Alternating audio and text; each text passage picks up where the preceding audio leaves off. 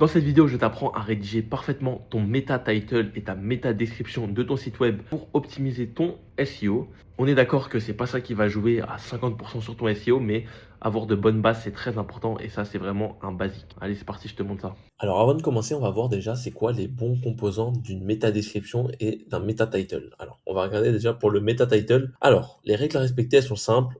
Il faut une longueur optimale. Ok, alors ça va être entre 50 et 60 caractères maximum et il faut aussi voir 600 pixels. Parce qu'en vrai, la vraie règle c'est 600 pixels, mais du coup pour être en dessous de 600 pixels, il faut être entre 50 et 60 caractères. Je vous montrerai après, vous allez comprendre.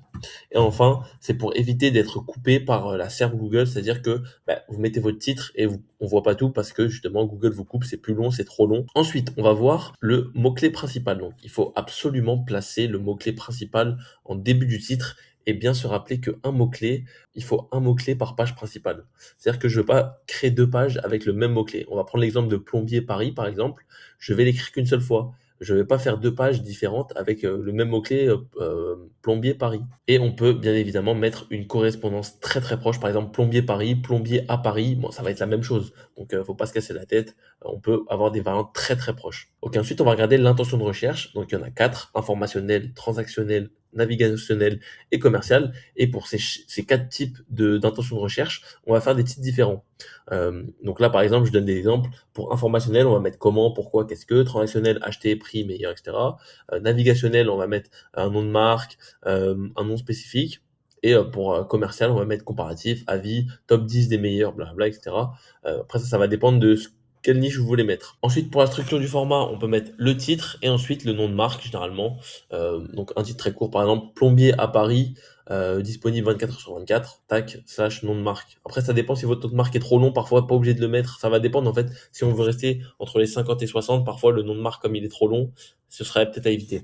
On peut mettre des chiffres et des dates, de mots-clés d'action, découvrez, blabla, et de la ponctuation avec souvent la barre. Ici, là, vous voyez celle-ci. Donc la barre elle est pas mal utile. Et enfin, les bonnes pratiques, il faut que ce soit unique pour chaque page. Donc chaque page doit avoir un meta title différent. Ça doit être attractif et engageant.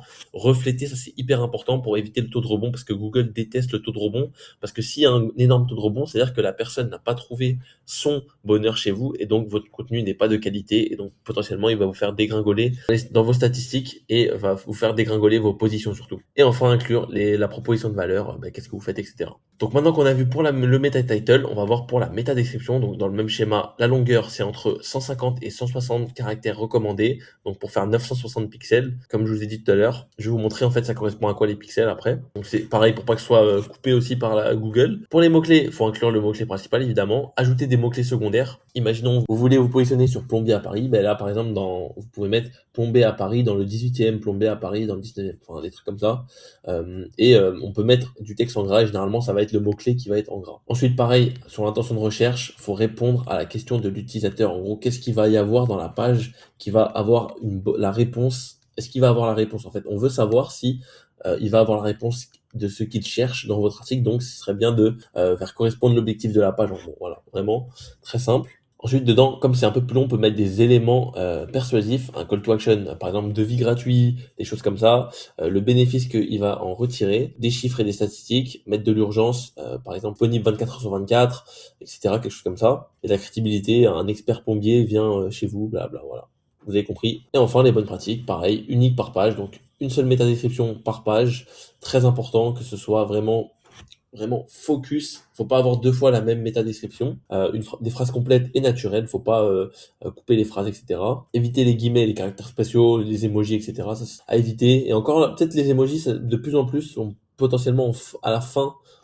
Pourquoi pas, mais faut faire attention à ça. Et décrire précisément ce que l'utilisateur va trouver dans votre contenu. Voilà. Ça va être les deux piliers pour rédiger une métadescription et un méta title. Maintenant, je vous montre comment faire très facilement pour un plombier à Paris. Donc c'est hyper simple, on va s'aider de ChatGPT, on va pas se casser la tête, on va lui demander rédige-moi un méta title et une méta description de entre parenthèses 50 60 caractères.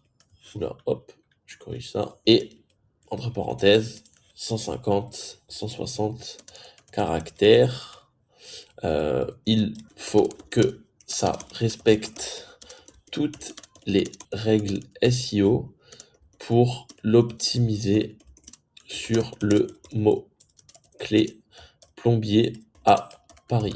Tout simplement, on va lui demander ça, ChatGPT. Et donc, il nous sort plombier à Paris, dépannage rapide et devis gratuit. Vous voyez, là, ben là, il y a ce qu'il faut. Il y a le mot-clé principal, 2 points, dépannage rapide et devis gratuit. Donc là, on met de l'urgence, etc. On dit en fait tout simplement ce qu'on va trouver. Et pour la méta-description, besoin d'un plombier à Paris, intervention rapide. Voilà, on comprend en fait directement qu'est-ce qu'il y a dedans. Et à la fin, ça finit par un call to action, devis gratuit et artisan qualifié. Et donc là, ça met un peu de qualification. Donc c'est un expert, c'est un artisan qualifié qui va venir chez vous. Donc moi, je trouve que c'est plutôt une bonne méta-description. Et ensuite, on va vérifier avec l'outil Mango Tool. Donc c'est gratuit sur Google. Vous avez juste à aller dessus, vous copiez ici, tac, vous allez ici, boum, dans la méta-description. Donc ça vous donne une idée à quoi ça va ressembler et ce que ça va couper. Et donc c'est ça que je vous parlais de justement des pixels, parce qu'en fait, vous voyez là, 51 caractères, ça fait 460 pixels. Sauf que ça va dépendre de s'il y a des majuscules, s'il y a des emojis, etc. Parce que vous allez voir que une majuscule, donc là vous voyez, ça fait 460 à 477 pour quelque chose qui n'est pas en majuscule, mais une majuscule, ça fait plus. Du coup, faire attention, c'est pour ça que je dis toujours entre 50 et 60 caractères, parce que pour éviter que ça dépasse, il faut faire attention aux majuscules, etc. Donc, ce sera pareil pour la méta-description. Là, je trouve que c'est pas mal. C'est un peu court peut-être pour la méta-description. On peut juste leur demander de refaire rédige une méta-description un peu plus longue entre 155 et 160 caractères, par exemple. Garde, boum, on a sorti ça. 156, 940, c'est parfait. Besoin d'un plombier à Paris pour interrogation. Intervention rapide, 7 jours sur 7. Débouchage, dépannage à 1. Devis gratuit, artisan certifié à Paris. Franchement, là, c'est vraiment top. La méta-description. Comme je vous ai dit au début de cette vidéo, la méta-description et le méta-title, ça va pas jouer à 100% dans votre SEO. C'est pas parce que vous avez la meilleure méta-description que vous allez forcément être premier. Il n'y a pas que ça, mais ça y joue. Donc, il faut optimiser tout à 100% pour être sûr d'être le plus visible sur Google. Ensuite, ici, vous pouvez mettre l'URL de votre site web. Donc, moi, je m'en fiche un petit peu, mais du coup, ça met les noms. Vous voyez que ça vous donne un exemple de vraiment à quoi ça va ressembler. Et également, vous pouvez mettre, par exemple, des dates. Ici, vous voyez, il y a la date parfois qui s'affiche, le rating, les ads, si quelqu'un se positionne devant, s'il y a une carte devant, voilà. Où est-ce que vous êtes en dessous. Donc, ça vous donne un exemple. Franchement, c'est un super outil pour regarder à quoi ça va ressembler, sa méta-description et son méta-title. Et en plus, c'est totalement gratuit. Donc, je vous mets le lien dans la description. C'est connu, c'est gratuit. Écoutez, cette vidéo touche déjà à sa fin. J'espère qu'elle vous a été utile. Franchement, vous voyez, c'est pas très compliqué de rédiger une bonne méta-description et un bon méta-title. En demandant à ChatGPT, franchement, il n'y a pas de souci. Il faut juste bien savoir le quadriller. Là, vous voyez, vous demandez, vous vérifiez juste. Et si ça vous convient, et vous vérifiez avec Mango Tool. Sur ce, moi, je vous dis à la prochaine.